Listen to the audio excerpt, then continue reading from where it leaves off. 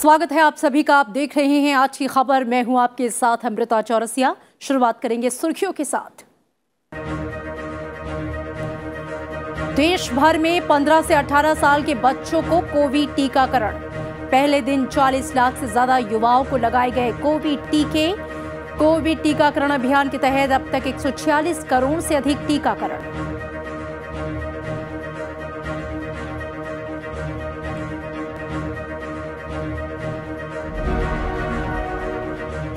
देश में अब तक ओमिक्रॉन के 1700 से ज्यादा मामले। महाराष्ट्र में नए वेरिएंट के सबसे ज्यादा 510 केस। कई राज्यों ने एहतियाती कदम उठाते हुए शैक्षणिक संस्थानों को किया बंद।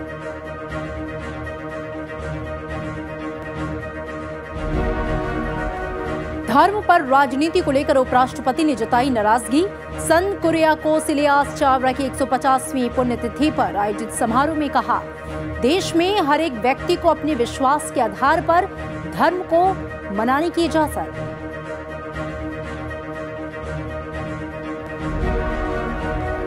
नीट एडमिशन में ईडब्ल्यूएस आरक्षण मामला। केंद्र सरकार की सुप्रीम कोर्ट से जल्द सुनवाई की अपील।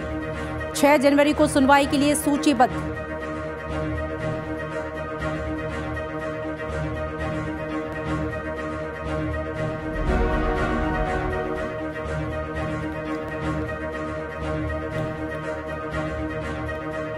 अप्रैल से दिसंबर 2021 तक हर महीने का निर्यात अब तक का सर्वाधिक। अक्टूबर-दिसंबर तिमाही में रिकॉर्ड $103 बिलियन के पार। केंद्रीय वाणिज्य मंत्री पीयूष गोयल ने दी जानकारी।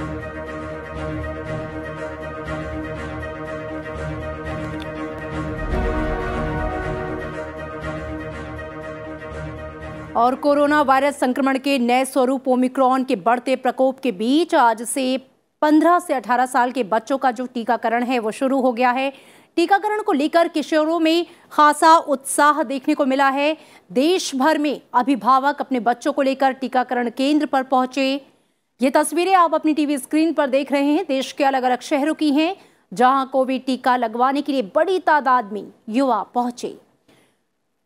राजस्थान में लोकसभा अध्यक्ष ओम बिरला ने कोटा में 15 से 18 साल के बीच के बच्चों के लिए वैक्सीनेशन कार्यक्रम का उद्घाटन किया।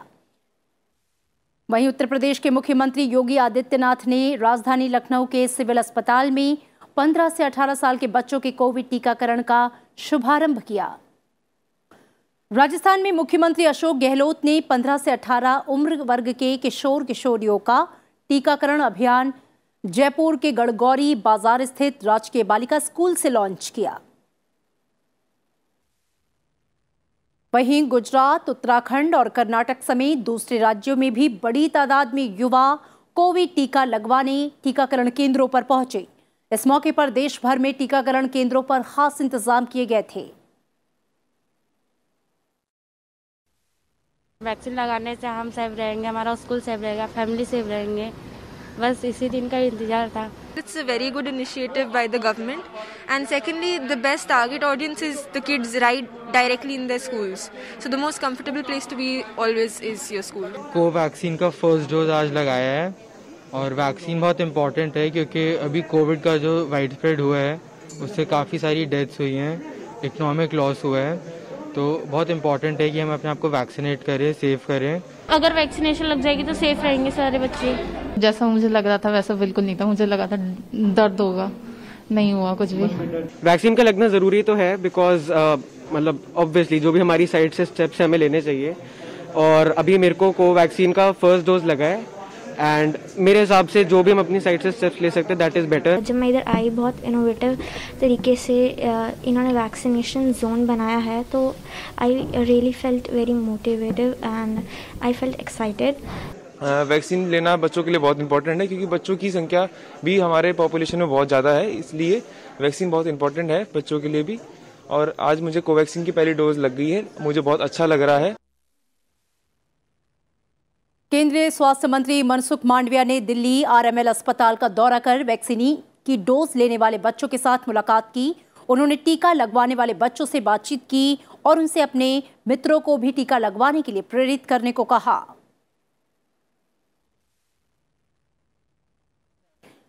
अब तक 15 से 18 आयु वर्ग के करीब 8 लाख किशोरों ने टीकाकरण के लिए कोविन पोर्टल पर पंजीकरण कराया है। इस आयु वर्ग के लिए पंजीकरण 1 जनवरी से कोविन पोर्टल पर उपलब्ध है। टीका लगवाने के लिए बुकिंग ऑनलाइन या कोविड टीका केंद्रों पर कराई जा सकती है। राष्ट्रव्यापी टीकाकरण अभियान के तहत सरकार अभी राज्यों और केंद्र शासित प्रदेशों को निःशुल्क टीका उपलब्ध करा रही है।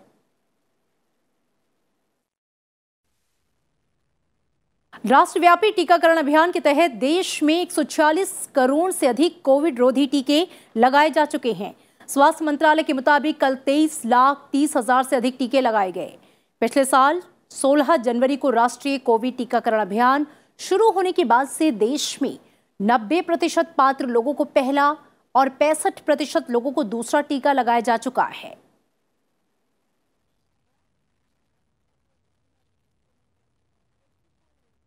देश में अब तक कोरोना वायरस के नए स्वरूप ओमिक्रॉन के 1700 मामले सामने आए हैं, जिनमें से 639 लोग संक्रमण मुक्त भी हो चुके हैं। ये मामले 23 राज्यों और केंद्र शासित प्रदेशों में सामने आए हैं। केंद्रीय स्वास्थ्य मंत्रालय के मुताबिक महाराष्ट्र में सबसे ज्यादा 510 मामले सामने आए। इसके बाद दिल्ली में 351, केरल में 156, गुजरात में 136, तमिलनाडु में 121 और राजस्थान में 120 मामले सामने आए। इसी बीच दिल्ली के स्वास्थ्य मंत्री ने कहा है कि राजधानी में कोविड के नए वेरिएंट ओमिक्रॉन के मामले तेजी से बढ़ रहे हैं। 10-15 दिन से केसेस काफ़ी बढ़ रहे हैं। जब से ओमिक्रॉन आया है काफ़ी तेज़ी से बढ़ रहे हैं।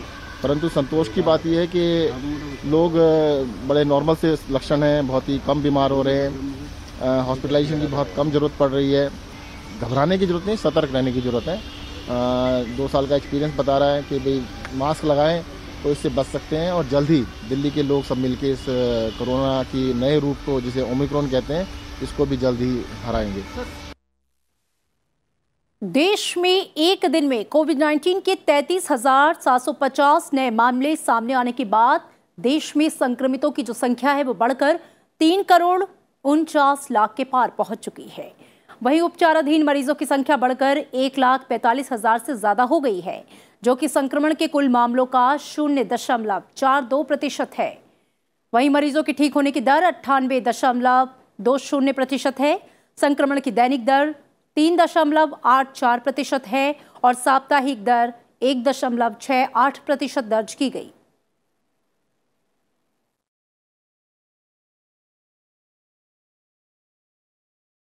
सुप्रीम कोर्ट कोविड महामारी के बढ़ते संक्रमण और इसके नए वेरिएंट ओमिक्रॉन के फैलाव के कारण 2 हफ्ते के लिए केवल वर्चुअल तरीके से सुनवाई करेगा। शीतकालीन अवकाश के बाद सुप्रीम कोर्ट आज से खुला। अदालत मार्च 2020 से वीडियो कॉन्फ्रेंसिंग के जरिए मामलों की सुनवाई कर रहा था। पिछले साल अक्टूबर में सुप्रीम कोर्ट में फिर से नियमित सुनवाई शुरू हुई थी।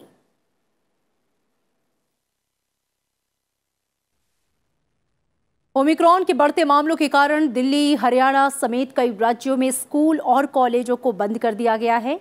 वहीं कई राज्यों ने 100% क्षमता के साथ स्कूलों को खोलने के फैसले को वापस ले लिया है। मुंबई में कोरोना संक्रमण के बढ़ते मामलों के बाद बीएमसी ने कक्षा 1 से 9 तक की क्लास 31 जनवरी तक बंद करने की घोषणा की है। हालांकि 10वीं से 12वीं तक की क्लास कोविड प्रोटोकॉल के तहत चलेंगे। पश्चिम बंगाल में कोविड के नए वेरिएंट ओमिक्रॉन के बढ़ते संक्रमण के कारण आज से कड़े प्रतिबंध लागू कर दिए गए हैं। राज्य में कोविड संक्रमण बढ़ने के बाद से आज से सभी स्कूल, कॉलेज और शैक्षणिक संस्थान बंद कर दिए गए हैं। साथ ही जू, एंटरटेनमेंट पार्क, सलून को भी बंद कर दिया गया है। कलकत्ता हाई कोर्ट और दूसरे कोर्ट में वर्चुअल कामकाज हो रहा है। प्राइवेट और सरकारी कार्यालय भी 50% उपस्थिति के साथ खोलने के निर्देश हैं। ओडिशा में बच्चों के स्वास्थ्य के हित में राज्य सरकार ने कक्षा 1 से 5 तक के करीब 23,000 स्कूलों को खोलने का फैसला फिलहाल टाल दिया है। हरियाणा सरकार ने प्रदेश के सभी स्कूल, कॉलेज, शैक्षणिक संस्थान, प्रशिक्षण संस्थान, आंगनबाड़ी केंद्र और शिशु गृह बंद कर दिए हैं। हरियाणा के स्कूलों और कॉलेजों में 12 जनवरी 2022 के बाद ऑफलाइन कक्षाएं फिर से शुरू होने की संभावना है। वहीं तमिलनाडु सरकार ने भी कक्षा 1 से 8वीं तक के स्कूलों को 10 जनवरी 2022 तक के लिए बंद कर दिया है। वहीं कक्षा 9वीं से 12वीं और कॉलेज के छात्रों के लिए नए दिशा निर्देश जारी किए गए हैं। राज्य में कक्षा 9वीं से 12वीं तक की कक्षाएं सख्त कोरोना प्रोटोकॉल के तहत संचालित की जाएंगी।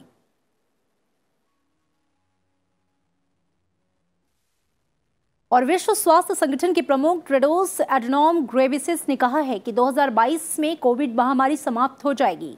उन्होंने कहा कि कोई भी देश महामारी से बाहर नहीं है। हमारे पास इस महामारी की रोकथाम के लिए कई नए साधन हैं।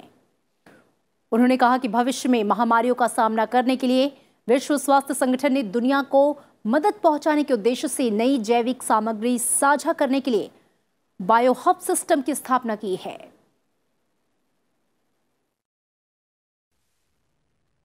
The longer inequity continues, the higher the risks of the virus evolving in ways we can't prevent or predict.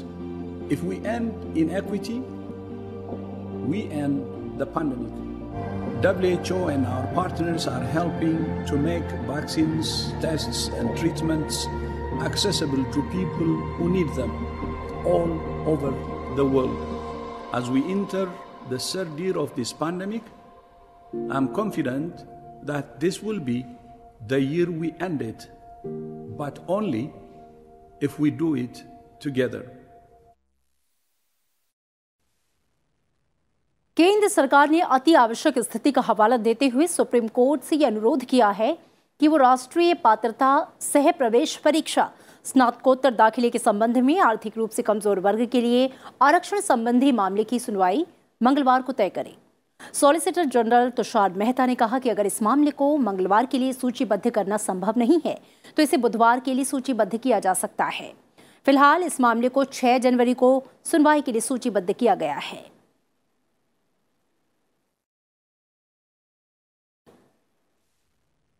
उपराष्ट्रपति एम वेंकैया नायडू ने धर्म पर की जा रही राजनीति को लेकर नाराजगी जताई है। उन्होंने कहा है कि किसी और के धर्म की आलोचना करना और समाज में मतभेद पैदा करने की कोशिश नहीं होनी चाहिए।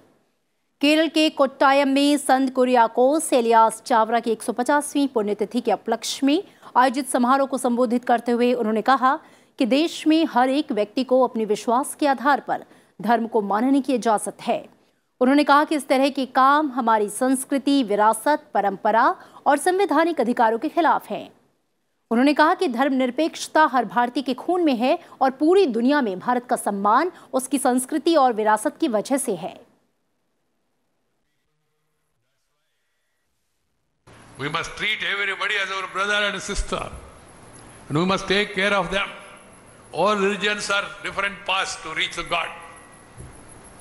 It's a way of worship and one sort of philosophy.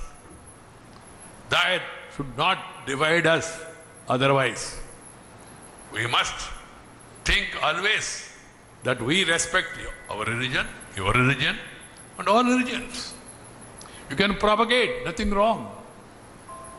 But you should not hate other religions, ridicule other religions, write negatively about religions. Discussing critically is different, but abusing, accusing, inciting people against each other is a crime against the nation. उपराष्ट्रपति M Venkaiah Naidu ने आज आम जनों के बीच वित्तीय साक्षरता में सुधार की आवश्यकता पर जोर दिया। केरल में ICAI भवन एर्नाकुलम के शिलान्यास समारोह को संबोधित करते हुए उन्होंने चार्टर्ड अकाउंटेंट्स जैसे पेशेवरों से जनता के बड़े लाभ के लिए वित्तीय नियमों और विनियमों को सरल और आसान भाषा में समझाते हुए इस दिशा में काम करने को कहा। उन्होंने GST जैसे सुधारों के जरिए कारोबारी माहौल को आसान बनाने के लिए सरकार के प्रयासों की सराहना की।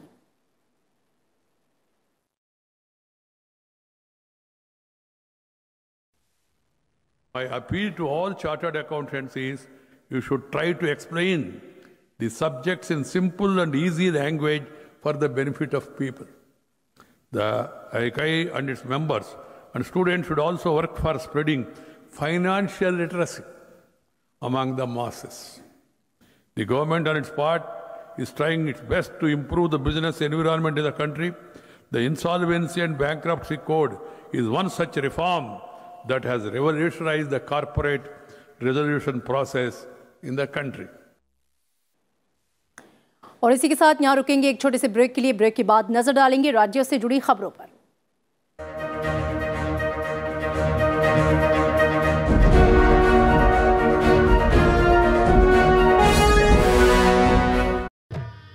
अगर मैं शशधर आचार्य हूं, अगर मैं मुखौटा प्रयोग करता हूं, तो उस मुखौटा, अगर मैं कृष्ण का मुखौटा धारण करता हूं, अगर मैं दुर्गा का मुखौटा धारण करता हूं, तो मुझे कोई भी व्यक्ति, कोई भी ऑडियंस ये नहीं पहचान पाएगा कि ये शशधर आचार्य है।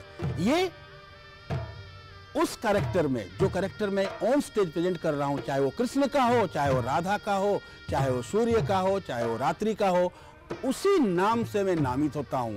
यही छऊ नृत्य की विशेषता है।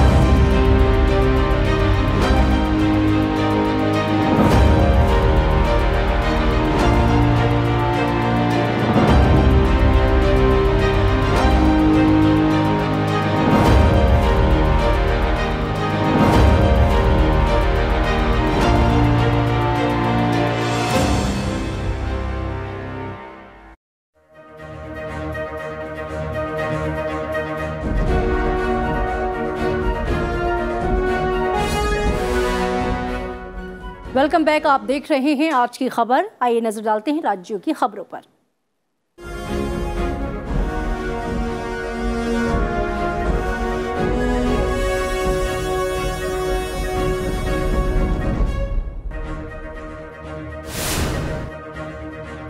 प्रधानमंत्री नरेंद्र मोदी कल पूर्वोत्तर के दौरे पर रहेंगे। प्रधानमंत्री मणिपुर की राजधानी इंफाल में 4800 करोड़ रुपए की 22 परियोजनाओं की शुरुआत करेंगे।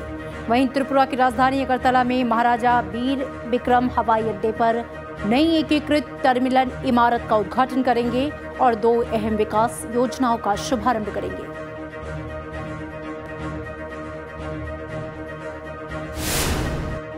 देश में मौजूदा खतरे और उभरती सुरक्षा चुनौतियों की समीक्षा के लिए गृह मंत्री अमित शाह ने आज एक उच्च स्तरीय सुरक्षा बैठक की। इसमें cross border terrorism, terror financing, cyber spice सहित कई मुद्दों पर चर्चा हुई।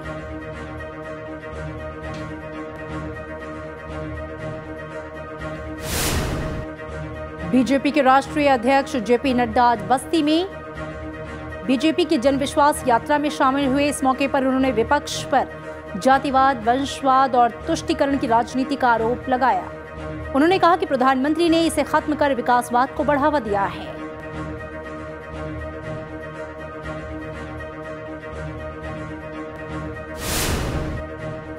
केंद्रीय मंत्री स्मृति ईरानी और उत्तर प्रदेश के मुख्यमंत्री योगी आदित्यनाथ ने अमेठी में 500 बिस्तरों वाले मेडिकल कॉलेज की आधारशिला रखी।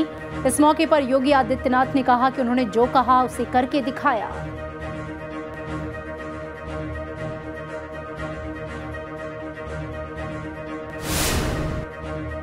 लोकसभा की तर्ज पर उत्तर प्रदेश विधानसभा में राष्ट्रपिता महात्मा गांधी, पूर्व राष्ट्रपति डॉक्टर राजेंद्र प्रसाद और डॉक्टर भीमराव अंबेडकर की तस्वीरें लगाई गई हैं। आज मुख्यमंत्री योगी आदित्यनाथ ने इन तस्वीरों का अनावरण किया।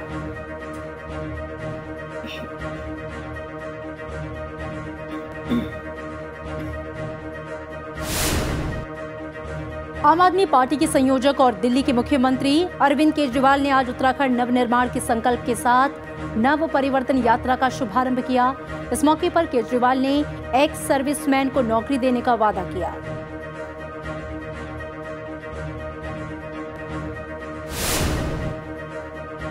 असम में सरकार ने अपने कर्मचारियों को 6 और 7 जनवरी को स्पेशल छुट्टी दी है। राज्य के मुख्यमंत्री हेमंत बिस्वा शर्मा ने इसका ऐलान किया। सिविल सेवा अधिकारी से लेकर 4th ग्रेड तक के सभी कर्मचारी इसका लाभ उठा सकेंगे।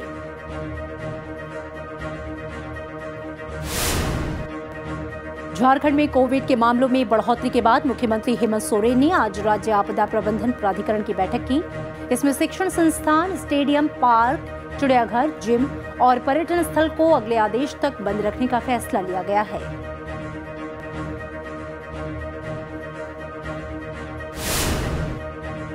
चुनाव आयोग ने 5 चुनावी राज्यों को पत्र लिखकर वैक्सीनेशन की रफ्तार तेज करने के निर्देश दिए हैं। चुनाव आयोग ने मणिपुर में कोरोना टीकाकरण के पहले डोज के कम प्रतिशत पर चिंता जाहिर की है।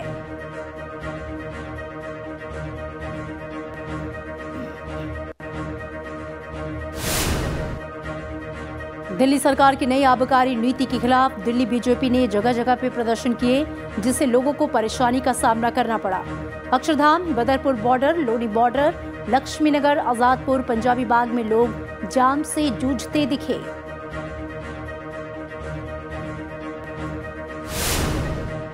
जगन्नाथ मंदिर 31 दिसंबर से 3 दिनों तक बंद रहने के बाद एक बार फिर आज भक्तों के लिए खोल दिया गया। कोविड-19 के बढ़ते मामलों के मद्देनजर नए साल के आसपास भीड़ से बचने के लिए 12वीं शताब्दी के मंदिर को बंद रखा गया था।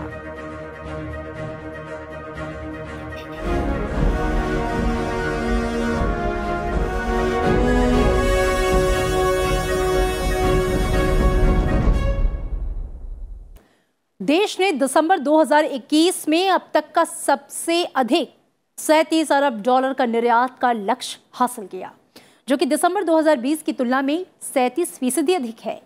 पिछले दिसंबर की तुलना में 80% निर्यात वाले शीर्ष 10 प्रमुख कमोडिटी समूहों में 41% की वृद्धि हुई है। अप्रैल से दिसंबर 2021 तक हर महीने का निर्यात अब तक का सर्वाधिक है। 2021 में अक्टूबर से दिसंबर तक 103 बिलियन डॉलर का निर्यात किया गया। यह आज तक का किसी तिमाही का सबसे ज्यादा निर्यात है।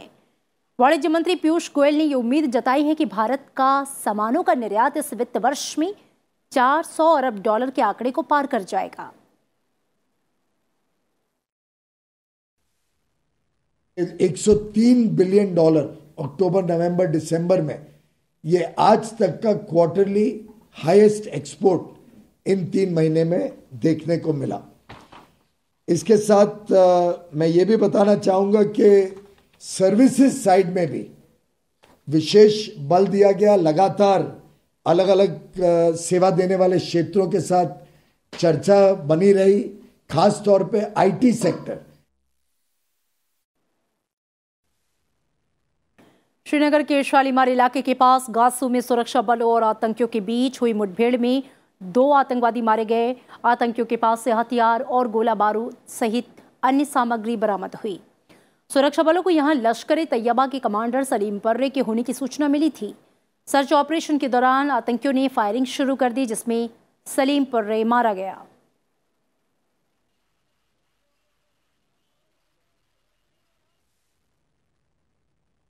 माता वैष्णो देवी मंदिर की यात्रा कड़े दिशा निर्देशों के साथ जारी है। पिछले 2 दिनों में 27,000 तीर्थयात्री माता वैष्णो देवी के दर्शन कर चुके हैं।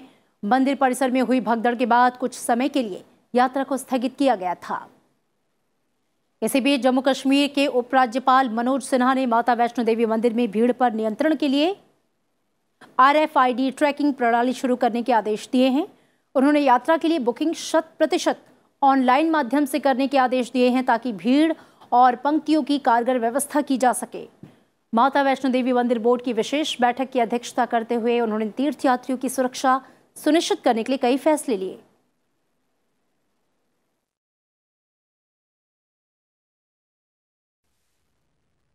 सूडान के प्रधानमंत्री अब्दुल्ला हमदोक ने सैन्य तख्ता पलट के पैदा राजनीतिक गतिरोध की वजह से इस्तीफा दे दिया है। उन्होंने हाल ही में लोकतंत्र समर्थक प्रदर्शनकारियों पर सेना के बल प्रयोग के विरोध में निर्णय किया है। सशस्त्र बलों की हिंसा में 2 लोग मारे गए थे। अब्दुल्ला हमदोक ने पिछले साल सेना के साथ राजनीतिक समझौता किया था। वो संयुक्त राष्ट्र के पूर्व अधिकारी हैं और उन्हें सूडान में लोकतांत्रिक सरकार के प्रमुख चेहरे के रूप में जाना जाता है।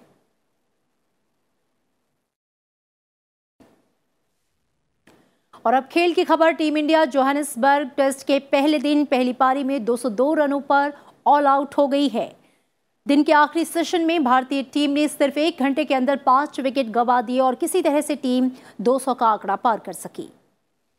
कप्तान केएल राहुल ने सबसे ज्यादा 50 रन बनाए, जबकि निचले क्रम में रविचंद्रन अश्विन ने तेजी से 46 रनों की उपयोगी पारी खेली। दक्षिण अफ्रीका के तेज गेंदबाजों ने बेहतरीन प्रदर्शन किया। अपना दूसरा ही टेस्ट खेल रहे युवा पेसर मार्को यानसन 31 रन देकर 4 विकेट लेकर सबसे सफल गेंदबाज रहे, जबकि ड्वेन ओलिवियर और कगिसो रबाडा को भी 3-3 विकेट मिले। भारत दक्षिण अफ्रीका के बीच टेस्ट सीरीज का दूसरा मैच जोहानिसबर्ग के वॉन्डर्स में खेला जा रहा है। 3 मैचों की टेस्ट सीरीज में टीम इंडिया 1-0 से आगे है।